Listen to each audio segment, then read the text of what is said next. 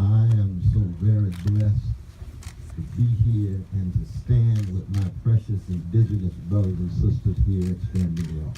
I salute Brother Chief. Salute Brother Johnny. A small part of the great legacy of Martin Luther King Jr. and Fannie Lou Hamer, Philip Barrett and Dorothy Day, Rabbi Abraham, Joshua Heschel, and Gandhi. Those are all of the great freedom fighters who began on a spiritual note and understood the centrality of prayer as a form of remembrance. We stand on sacred land.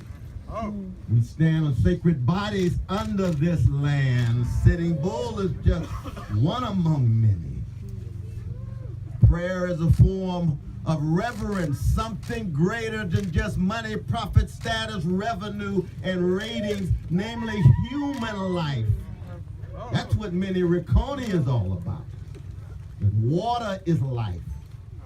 And we stand as prayer as a form of resistance. I call it revolutionary love.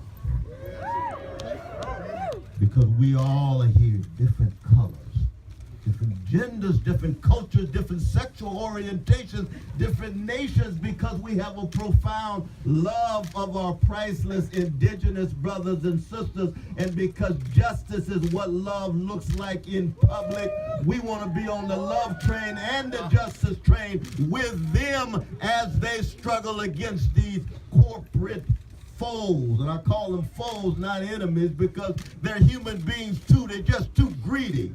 They're just too short-sighted. They're just too narrow in their spirits and cannot embrace the land and the people and the air, and in the end they could destroy the very planet itself.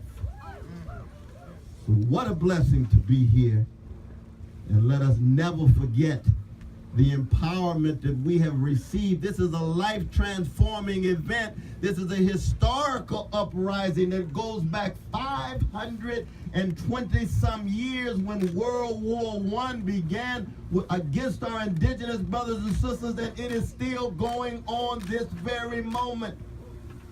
And the measure of American civilization, of the United States, is always going to be, how are they treating the least of these, the most vulnerable? And that begins with our indigenous brothers and sisters.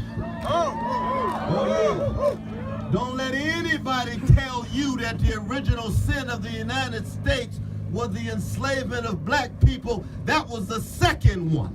The first one was the mistreatment and the dispossession of land and bodies and murder and mayhem of indigenous brothers and sisters. And that's what brings us together, our commitment to unarmed truth. And the condition of truth is always to allow suffering to speak, and our commitment to unconditional love. And that love is always connected to a hatred of injustice. God bless you.